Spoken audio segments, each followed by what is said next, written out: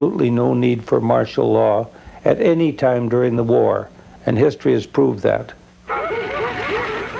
The fear of a Japanese attack on Alaska spread to the distant Arctic coastal frontier, too.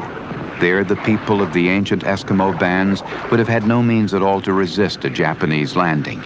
Many Eskimos didn't even realize they were American citizens at the time. Greening and Buckner realized, though, that the Eskimos were perfectly suited to patrol the desolate coast and sound early warning. So Buckner sent Major Marvin Marston to the Bering Sea coast to enlist and train Eskimos as members of the Alaska Territorial Guard. Traveling by dog sled in the dead of the winter after Pearl Harbor, Marston told the Eskimos their country needed them. If they needed to know what country, he told them, and nearly 100% of the eligible men enrolled.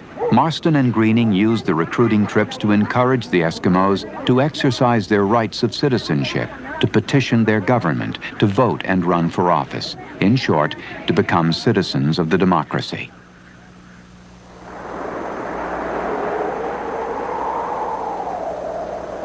When the Japanese attack on Alaska came, it was not to the Eskimos' gentler beaches on the mainland, but to shores like this one in the Aleutian Islands.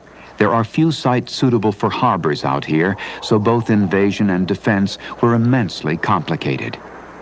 But it was here the Americans continued their drive to fortify. In March 1941, the Corps of Engineers built an airfield on Umnak. To keep it secret, they planned an elaborate deception. We were right in the midst of the season when the air was just bursting with sounds for the fishermen getting ready to open the canneries and everything. So what was more logical than to pick a fictitious name, the Blair Packing Company, I believe it was, and that is the thing that we referred to in all of our radio messages and in all of our correspondence, and we did it so effectively that the Japanese, when they made their attack, didn't even know of its existence. The terrain on Umnak was a combination of soggy, grass-covered volcanic ash and sand, and it couldn't be paved. But you could not depend upon landing. In fact, you couldn't have landed on it under snow conditions and under rainy weather and that sort of thing. We had to have a field that was good 24 hours a day, the year round. So for the first time under field conditions, the Americans used an interlocking system of perforated steel sheeting called Marsden matting.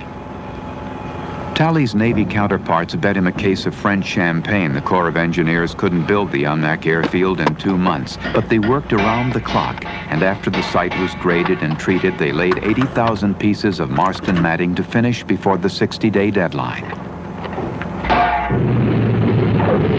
On April 1st, 1942, American planes could land at Umnak. That night I sent a radio to Commodore Parker, who was in charge of the naval operations at Kodiak, and I said, "Make mine Moe."